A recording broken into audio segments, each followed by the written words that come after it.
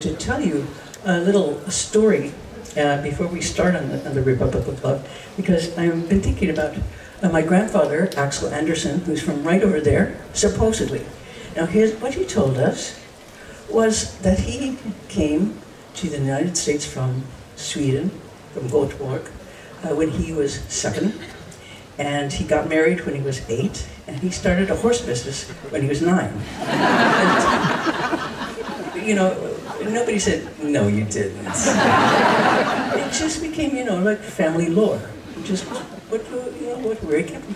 So then we had a family historian, and this person dug up the story of Axel Anderson. Axel did come when he was a little boy with his mother. His mother died a week after they got there. He was put in an orphanage, and then his father came about a year later. And he put his son in prison, in a boys' prison in Minnesota, until he was 18. And this was a prison called Red Wing, and it was for incorrigible boys. And I got the prison report the day that I was doing a concert at Town Hall in New York City. It was a remake from a 1963 concert that Bob Dylan had done, a lot of his political songs, and we were doing them in order. I'm there off stage reading this report from Red Wing, and it says, this boy is put in prison because of incorrigibility, his father's profession, drunkard. You tell the story you can't tell. So I'm standing there off stage, and I'm hearing this song, and this band is playing the song. It's called The Walls of Red Wing. It's a Dylan song, and it's about the prison that my grandfather was in as a boy. And the song is like 12 verses long. It's about how hard it was to be little and in prison, and what the guards were like. They beat you all the time, and what it was like to work like that. So anyway, I just want to say I love Bob Dylan because he writes about losers, and we're all losers, more or less, one at a time or another, and he writes so beautifully about it. And anyway, I decided to make some paintings of my grandfather's life, but not the life he lived, but the life he told us that he lived. So I made these paintings. They were really a mess. They were not very good at all. I was like, ugh. So I thought, okay, I'm going to get AI to do this painting. So we made a bunch of prompts for AI, and they came up with this photo album, and I'm just going to show you little Axel Anderson. Here he is. We put this as a prompt. We put donkey and cart. So they put donkey and cart in the same image. They made a donkey cart there. Here's little Axel. He has for some reason, a 3-armed snowsuit there. I'm sure in Sweden they were not making 3-armed snowsuits at the time, but in this case, that's what they made for him. And here he is with his pet goat. In Sweden, very cold. There he is with some of his relatives, and more with they have great hats. So many cool looks. And he's going to be setting out for the New World. He's thinking about, I think I should go, so off he goes to the New World. And in this one, let's see, is that one? Oh, across the ocean. And with the other immigrants and all their pets and animals and their stuff on the way to the New World. Now, in this we put the prompt was ship and Statue of Liberty. So they put the Statue of Liberty on a ship.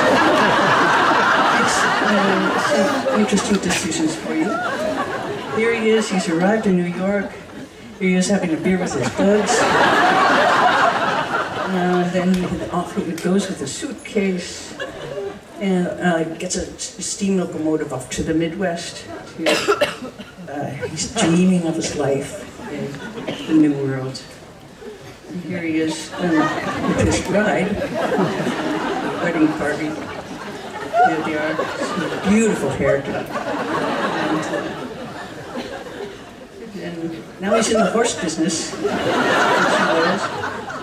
He's a very clever trainer. Oh, this horse has, the great painting of the horse, you'll notice, has 5 legs. Good, so Here he is, sealing the deal, and that's as far as I got in the photo book.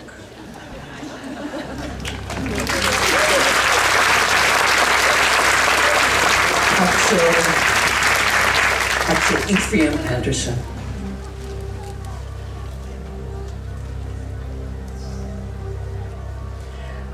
So with that in mind, that kind of story, I'm going to just tell you a few things from something called the Republic of Love.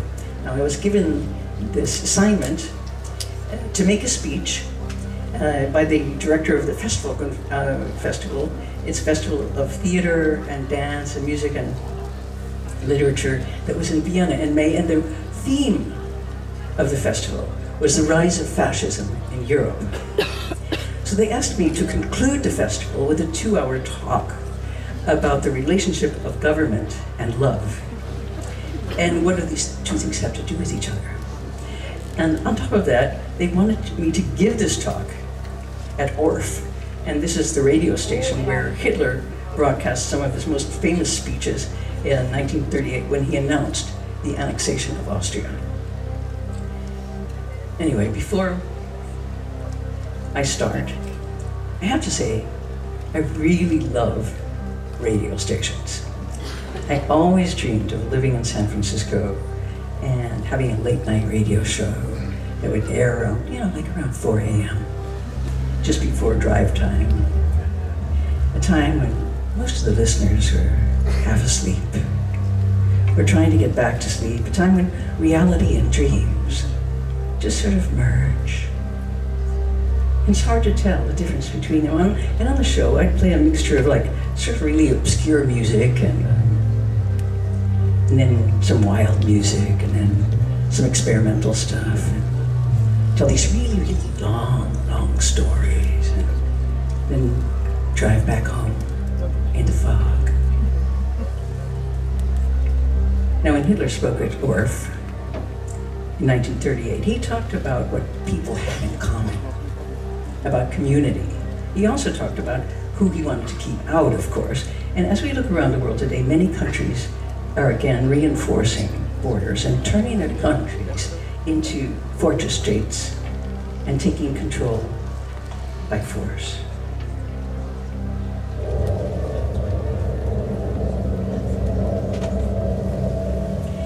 I am from the former United States of America, which has been in chaos for the last several months. Every 15 minutes, there's a new law or proclamation that breaks all of the previous laws. And it's happening so fast. Every 15 minutes. What's going on? And how do we describe it? Then a couple of months ago, there was an executive order to strike hundreds of words from all federal documents. This order came suddenly, and it came out of the blue. A long list of words that can no longer be used. The list goes on for pages and pages and pages. Black, diversity, equality, Native American, green, climate, Gulf of Mexico, female, immigrants, all deleted. It continues. Trans, women, equity, all declared illegal language and erased from all federal documents. This is being done by federal workers, by teams of government workers who have been instructed to disguise their methods of erasure and to cover all their tracks. Do you know if you can't say a word, the meaning of that word falls into a big pile of undifferentiated ideas, thoughts, and feelings. And if you can't say it, if you can't define it, if you can't give it a name, it will just disappear, just like that.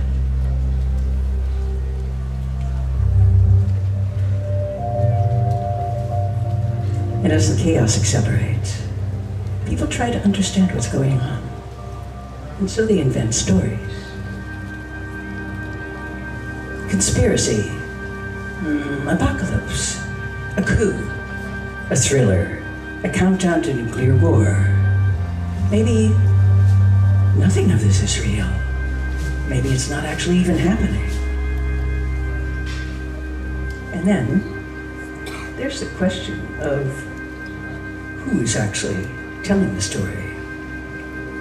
Sometimes it's really hard to tell.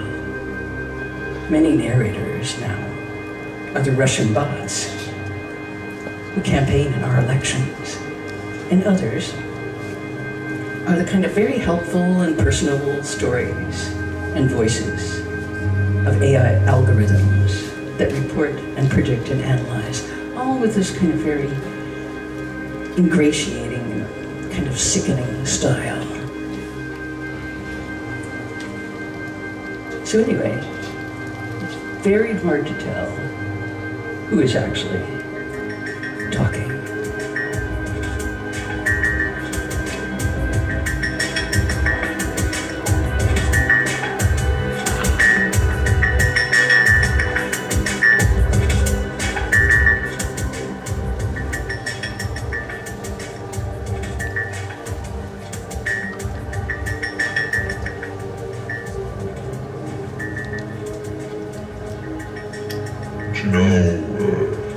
The truth is that after the election and the ensuing events, we just had to go somewhere.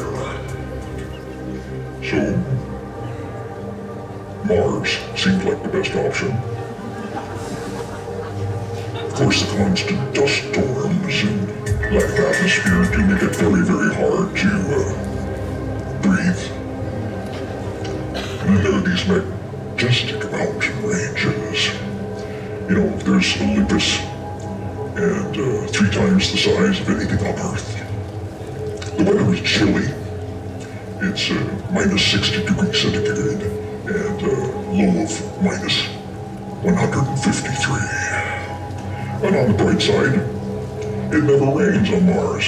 When ice melts, it just turns into gas right away. Anyway, in the past, we did have several colonies. They were like little domed campsites, but they were doomed even before they got started. The ruins are still around there, I don't know, somewhere. Then again, it's not that far to Mars. It's only really 300 million miles away, and it is a very beautiful planet. Mars at night, the stars on Mars, they just seem brighter. They seem closer. I don't know. Now that we know so much about taking care of planets, we're going to take care of Mars. Yeah, well, there have been some men among us, visionaries who saw the future. Men like Nikola Tesla, Miniature Fuller, Da Vinci.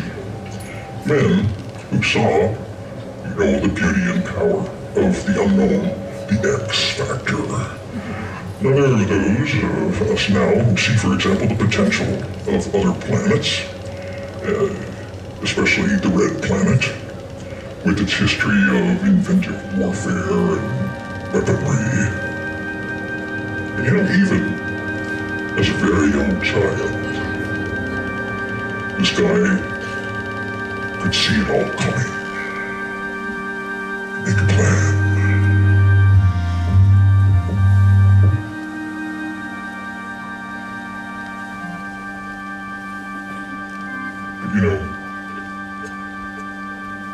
The truth isn't always beautiful, but the hunger for it is, said Nadine Gordimer. The South African writer and activist spent her life trying to see what is actually happening and trying to figure out why.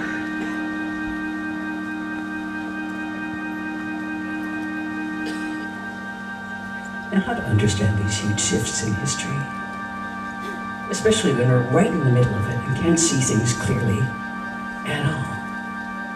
And then I thought, actually, maybe it's something else. Maybe I'm just like, maybe I'm a poor loser. There are plenty of people in America that are actually really happy about how all of this is going down. Let's take a look at some of them. Here they are. Yeah, there's parties in the backyard now. Barbecues. Expanding gun laws. Here they go.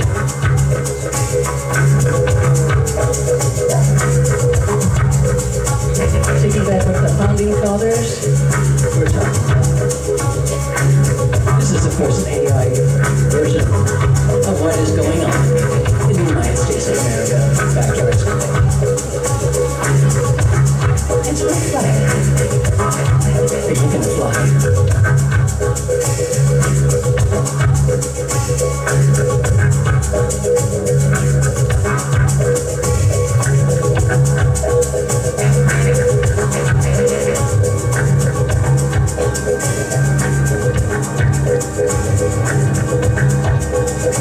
So what is government?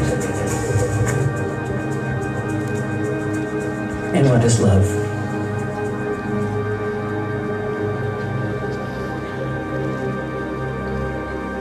Cornel West said, justice is what love looks like in public. So who is this public? And what did he mean by this? How do you define the we and we the people?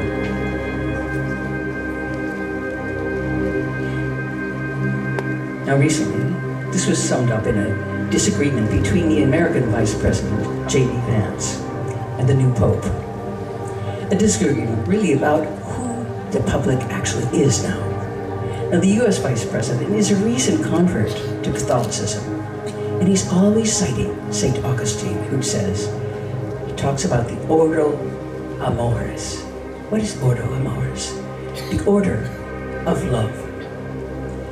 So Augustine, according to J.D. Vance, sees love and care as a series of concentric circles. The center is your family, so you take care of your own first. Next, you take care of your neighbor. Then you take care of your fellow citizens. And then the people out there, way out there, they're just not your problem. They just go home, go back to their own families, right? Just go back home. So anyway, in many of his speeches, J.D. Vance, our vice president, tries to explain why the U.S. has now a huge department dedicated to deporting people who are out in that ring, many from Central American countries where we have systematically decimated them while scooping up other people who are actually U.S. citizens as well, just taking them away. Meanwhile, the new Pope is Leo XIV. He's from Chicago. This is my hometown. And his old name is Bob. It's Pope Bob. And that's from my town.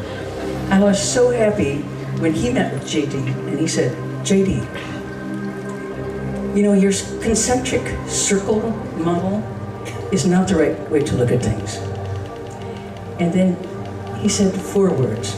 He said, we don't rank love. In other words, all those people out there, the ones who've fallen, the ones who've one-armed monsters, people you love them as much as your own. And I thought, can I convert right now? Because who says this? Who's saying this? Who's saying this to anybody right now? Anyway.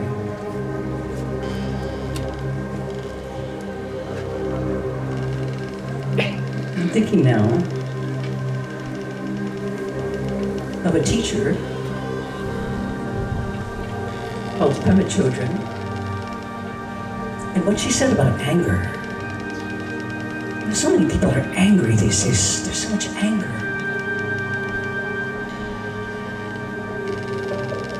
And so she says, we you think of your anger, go down to the bottom. Go all the way down to the bottom of your anger. See what it is. And she said, you know, when you get down there,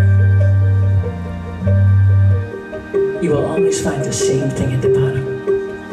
You will always, always, always find the same thing. You will find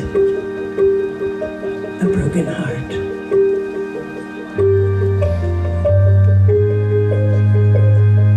Some people walk on water. Some people walk on broken glass. Some just walk round and round in their dreams. Some just keep falling down. So when you see a man who's broken, pick him up and carry him. And when you see a woman who's broken, put her all into your arms. Because we don't know where we come from.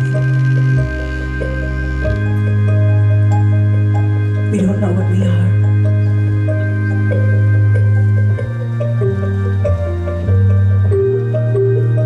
So when you see a man who's broken, pick him up and carry him. When you see a woman who's broken, put her all into your arms. We don't know where we come from.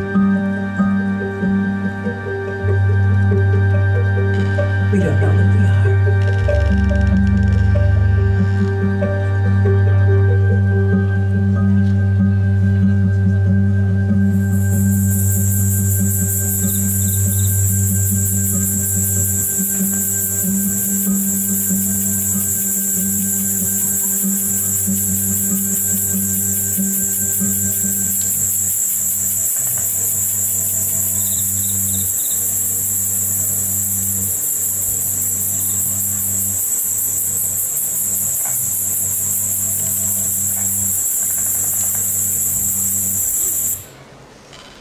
Let's see, what I'm looking for is a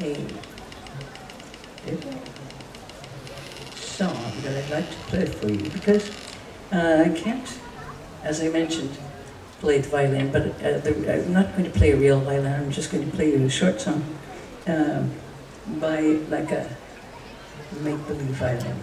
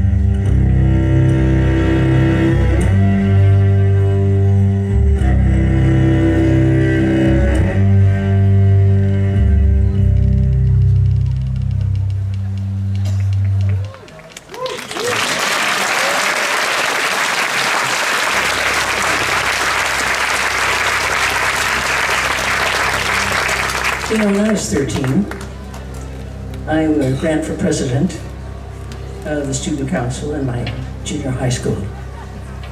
This was in Illinois, and Senator John Kennedy was campaigning in Wisconsin, so I wrote a letter to him. Dear Senator Kennedy, I really admire the way you're running your campaign in Wisconsin, and I'm running for president of my student council, and I wondered if you could give me some advice. About 2 weeks later, I got a letter, and it was from the office of Senator Jack Kennedy, postmarked Washington, D.C. Dear Laurie, I'm glad to know you're participating in your student government, and that there was a long list of suggestions about how to run a campaign. But he said the most important thing is this. Spend time with your fellow students and find out what they want and promise it. In other words, don't make up your theories, just be a real representative of the people. And it was signed, sincerely, Jack Kennedy. Now, about a month later, I wrote to him again. Dear Senator Kennedy, I want to thank you for the advice, and I'm sorry I didn't write to you sooner, but I've been very busy. I won the election, and best wishes in your own campaign. Sincerely, Laurie Anderson. Now, actually, there are still a lot of 13-year-olds who believe that they are absolutely the center of the world, and I was definitely one of them at that point. Then, a few days later, something amazing happened. A large special delivery truck appeared at our house, and this had never happened before. I ran to the door, and a man in a uniform handed me a telegram and a big white box. And the telegram said, "Congratulations on your election, Jack Kennedy." And inside this long white box were 12 red roses.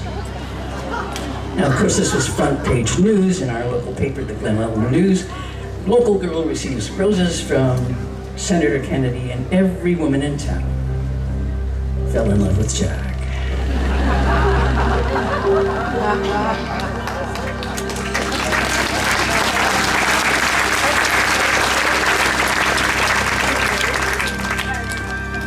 And so we sort of went for the story of the Kennedy era, this Camelot, a handsome prince, princess, putting men on the moon, liberty and justice for all. And even though there was a dark side to this fairy tale, there was also a kind of a sense of progress. Now, after all this time, here we are, still living in a world of stories. And yes, that's the way it is. You just vote for the person whose story you like the best. After writing to Jack, a lot of things began to change, pick up speed. There was a new and strange kind of smell. You could almost smell the team spirit in the air. It had something to do with competition, motion, action. And it was something of a shock because the whole town had been fast asleep, sound asleep for years under the oak trees. And then there were all these roads branching off, leading out of town. Little roads connecting to other roads, some branching off into dead ends, cul-de-sacs, courts, highways leading off somewhere over the horizon. Some had left for the coast. Some had gotten caught in the clover leaves on the way out of the Midwest, and they were just going round and round until they spilled you out into another Midwestern town. Looked a lot like the one you just came from. And then going to the moon and all that. What were we even going to do when we got there? Claim it, then go home? I wasn't sure, really. At the time, I didn't have a very good working philosophy for this. I just improvised. I used magic spells, speculation, rhyming schemes. I can see it now. I was maybe 8 years old. I was pulling a drowned spider out of the swimming pool. The legs had collapsed and turned to threads, and I dragged the spider across the edge of the pool. I look at her, this thing that had been walking just a minute ago, so fast on her brittle little legs. Now turn to threads. Time keeps passing, keeps passing, keeps passing. But back to JFK. He was a dreamer. He wrote, "I look forward to an America which will not be afraid of grace and beauty. An America which will reward achievement in the arts as we reward achievement in business or statecraft." John F. Kennedy, October 26, 1963. Now in the US today, culture is being reinvented. It's being rebranded. A theater group that I know who just had their funding cut were advised that they can apply again, but they need to apply in 2 categories only. Those 2 categories that you can apply in: the military and Christianity. Those are the 2 topics you can apply in. If you can combine them, even better. You know, plenty of spins on that, but much of our government has disappeared, evaporated. Healthcare, education, art. People are asked to report on other people. There's the dismantling of universities, law firms, science departments, libraries, punishment for saying things that are not suddenly labeled, are not officially policy. There's the creation of a new group of people who are suddenly labeled bad people. And if you disagree with this, you are labeled domestic terrorists. So what happened here to the land of the free? I'm thinking of the Russian writer, Vasily Rozanov, who said, "It's like when the show is over. The audience gets up to leave their seats, time to collect their coats and go home. They turn around. No more coats. No more home."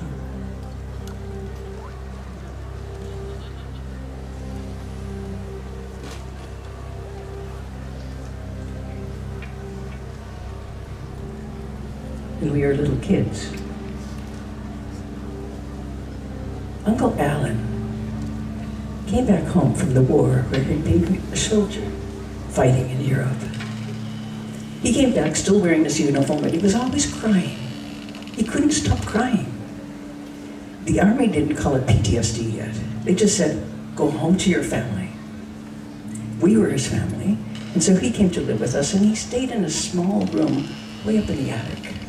And he screamed every night for 3 years. My main childhood memory is the sound of a grown man screaming all night. Now, Uncle Alan was a chain smoker, and our house was always filled with smoke. There was clouds and clouds of smoke. I woke up every night thinking, the house is on fire. When we asked why Uncle Alan was screaming, they were always just kind of vague. Something happened to him in the war, they said, over in France. And France became something really dangerous, mysterious, something that could drive you crazy. Then one day, after 3 years in the attic, he came down the stairs, he walked out the door, he got a job, and he started a family. It was many years later, when I was living in Paris, that I finally learned to smoke. And it always filled me with the feeling that there was something very close by, something dangerous that I couldn't quite see, something unbearably sad, just out of my reach.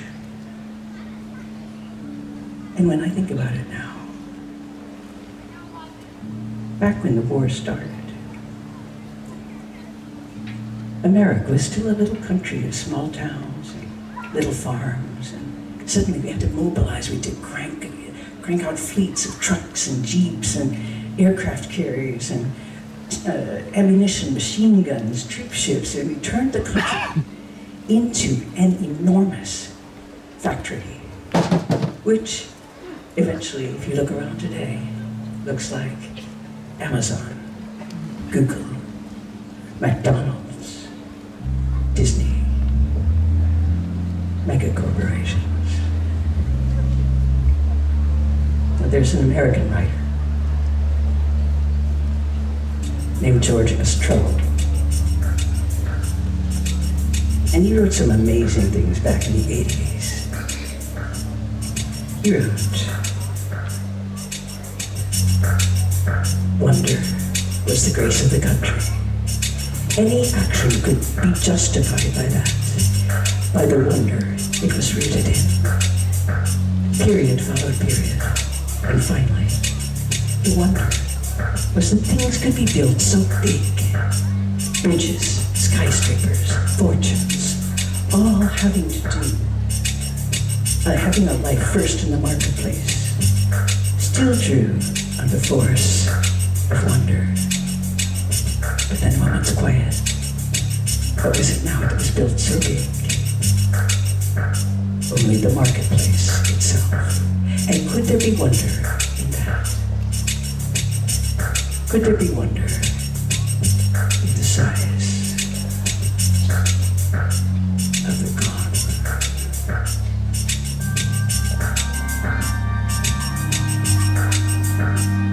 But you know, life goes by so fast, there's never enough time to think, what should I do?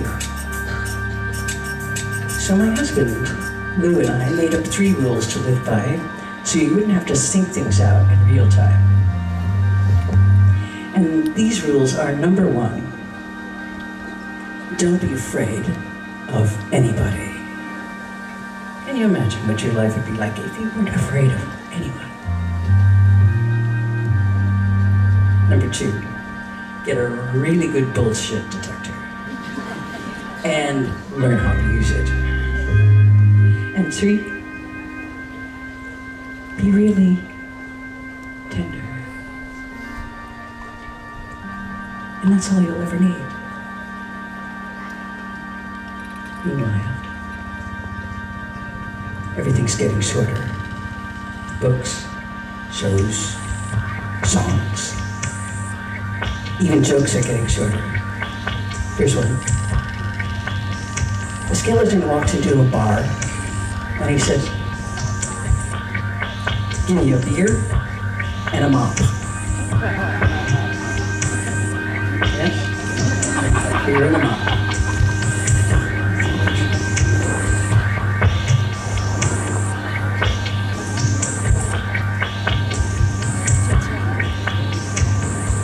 It's easier to imagine the end of the world than the end of capitalism, said Mark Fisher. So how do we begin to imagine another world? A world that has another engine other than just getting a lot of things. Like most people I know want to have things, a cool car, they want to have a nice house, a really good job, a handsome, beautiful partner. And this picture of life is by far the dominant image of the so-called good life. Some people say that beauty and art can create a better world. And that there are connections between beauty and art and justice. In the 70s, I wrote a song for Lenin, and I was quoting one of Godard's characters in the Petit Soldat, his film, and he claimed that Lenin said, ethics is the aesthetics of the future. Now, what does this mean? In the future, we'll all be good to each other, and so we won't have to make beautiful things, you know? Now, why would Lenin, who was a materialist and very, very practical, why would he say this? But, you know, he didn't actually say that. One of his characters said that. So Godard had used a lot of quotations and references and ways to understand complicated connections between ethics, aesthetics, and political ideology. Then just a couple of days ago, I was thinking about this, and a friend said, I found a flip quote, and it's from Gorky, who said, aesthetics is the ethics of the future, when he was writing an essay on Anatoly France. This turned around makes a lot more sense somehow, that beauty becomes a kind of, I don't know, a kind of goodness.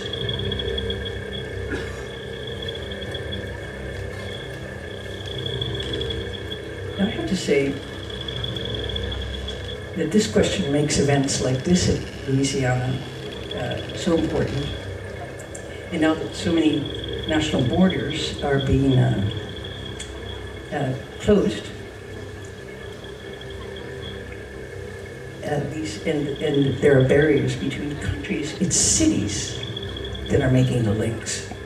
Now, as an artist, I never say, for example, that I'm going to Berlin, to Germany. I say I'm going to Berlin. I don't say I'm going to France. I say I'm going to Paris. And the world that I'm part of, and you're probably part of too, is urban. And it's a cultural network that stretches around the world, connecting the worlds of dance, of music, of film, of fashion, the visual arts. And we move around these paths, these lines. And as artists, it's now more important than ever to keep this urban circuit open and alive. I'm thinking back, way back to October 2001, to a show I was doing in Frankfurt. And after the show, I went back to the hotel room alone, and it was a solo show, so there's no one to celebrate with. There was no checking the time.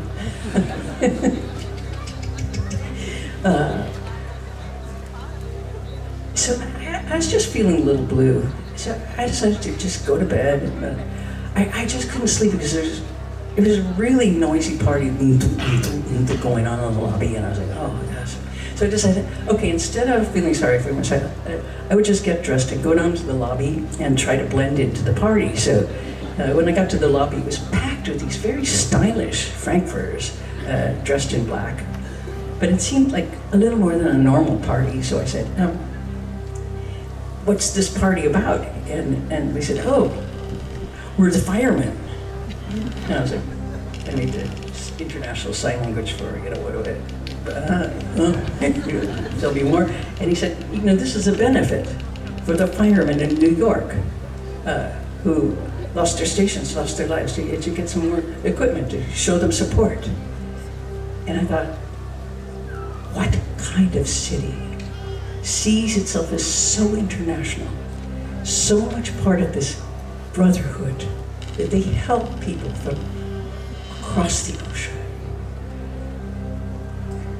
Now, sometimes the connections between towns and art can be very literal, literally sharing the same power lines. I'm thinking back to a concert I did in Rimini, and it was one of those eclectic music festivals with jugglers, performance artists, and all sorts of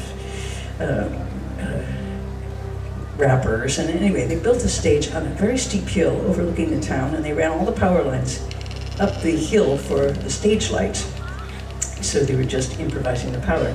So the town and the stage shared the same lines. And so every time there was a really bright light cue on stage, all the lights in the little town went down, went back into the dark. I just want to say one more thing about words, since we were talking about the banned ones. When we try to imagine another world, you also need a new word. So maybe we don't have the right word. Sometimes I have this is a Lakota dictionary that I have, and it's full of so many beautiful, elegant expressions that don't exist in English. And if I lived in a forest and my job was to be expert in tracking and skinning beaver, there are many, many beautiful and elegant terms for this kind of life, all now gone from the world. And in other languages we have things that we just don't have in English that I wish we did. There's Waldeinsamkeit, or forest loneliness in German, which is not the trees getting lonely, but the joy that you feel when you're in the woods by yourself. And then there's Zuhörerpuck, which is Inuit. It means that feeling of kind of really edgy anticipation that you get when you keep looking out the window to see who might be coming up the path towards your house. We just don't have a word for that. We don't have a word for fika either, as the Swedes do, coffee break where you can't talk business. This is a really good idea. In Turkish there's kuzun, which is gloomy political dread. We have to say that in 3 words, So anyway, as our vocabulary it shrinks, if you ever had to chat with any ChatGPT, you understand that still they just don't understand a well-timed joke. Now there are also words that can change your language, and I'm going to change your life. And I want to read you an old story from my life. And it's about, because there's all this beautiful water out there, it's a story about a lake.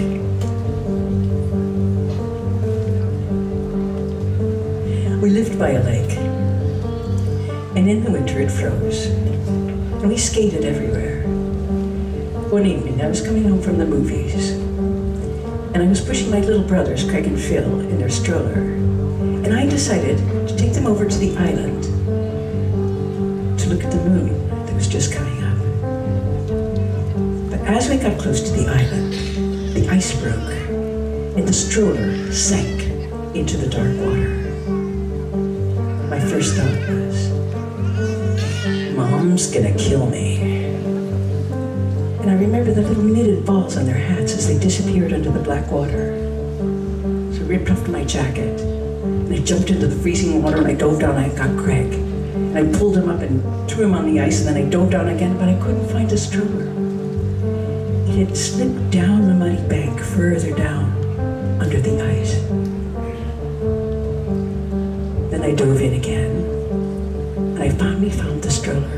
And Phil was strapped in, and I ripped the strap off and pulled him out and pushed him out on the ice, and then I ran home, one twin under each arm, frozen and screaming.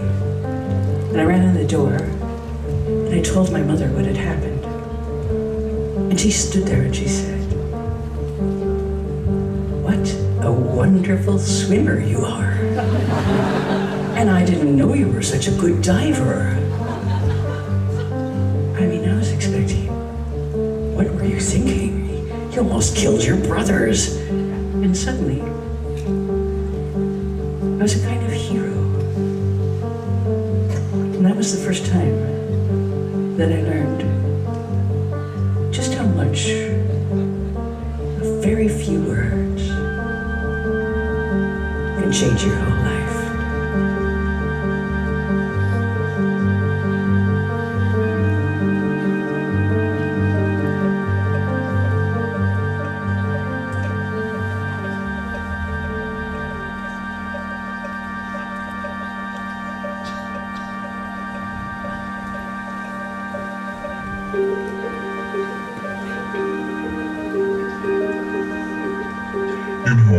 My favorite song is Twinkle, Twinkle, Little Star. And recently I learned the second verse, which goes kind of full apocalyptic. It goes like this. When the blazing sun is gone, when there's nothing to shine upon, twinkle, twinkle, little star. How I wonder when you, Now speaking of stars, you know the reason I really love the stars is that we cannot hurt them. We can't burn them or flood them. We can't make them overflow. We can't blow them up or turn them out.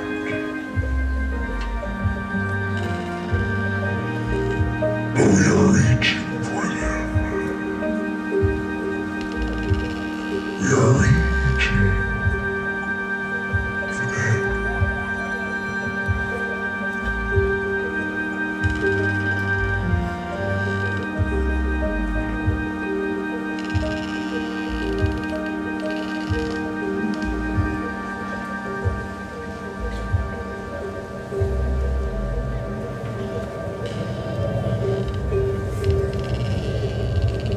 It is time to go.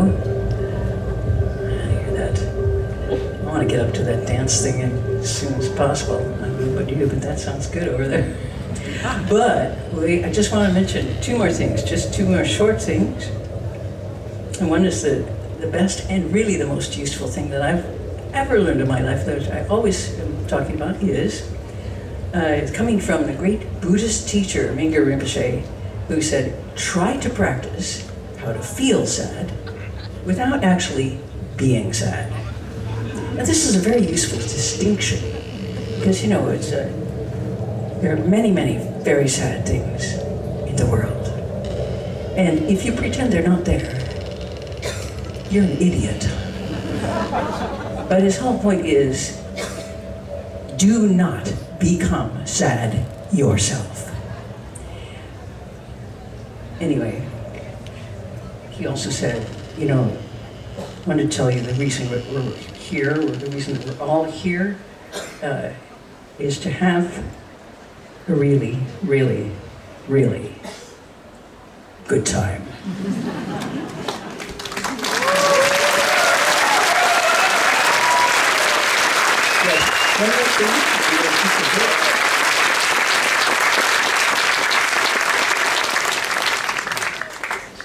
Yeah, thank you very much.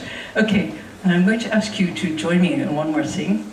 And this is, I know it's a little bit crowded here, but we recently published a book by my husband, Laurie, and it was a book that he started on Tai Chi called The Art of the Straight Line. What does that mean, Art of the Straight Line, with a Tai Chi, which is all made of circles? It's all about circles, circles and circles and circles. So that's the art part of the straight line. So anyway, he always was trying to get people to do Tai Chi because he was going like, what's wrong with your shoulder? You know, you gotta get the shoulder out. You know, but how come you're standing that way? And so I'm going to show you a couple of these moves, and I want you to join me in this. And you can do it almost in your place. This is a 21 form that was designed for Lou to do on tour, like when he only had a little hotel room to do practice in. So maybe you've seen some of these moves. You probably have seen Chinese, maybe old people doing them in the park. There's some really elegant moves. There's one that's just, it's like a slice through the air. It's going like this. What is this move? Decapitation. It's a martial art. It's a killing form, ritual killing. You know, nice kind of thing. Anyway, because many of these Chinese forms have very difficult, long names in Chinese, he tried to make them more vivid for English people. So he would give a move like this, which has a very 17-syllable Chinese word, and he called this carrying a pizza. So I'm going to show you a few of these. There's carrying a pizza. There's also calming the ocean. So this is very clear. So I want you to just stand up where you are. Get up. I'm sure you need to get up anyway. And those of you who are on the lawn, you have some great. There is one punch move, so be careful with your neighbor. And we're going to listen to, and you'll recognize the pizza. You'll look the calming the ocean, and. When Lou taught me Tai Chi, I didn't know how to do it, so you basically just follow along, you just do what your neighbor's doing, kind of, and basically fake it till you make it sort of thing. And we're going to play a Chinese piece of music that Lou liked to practice to Yang style. And here we go. Let's see.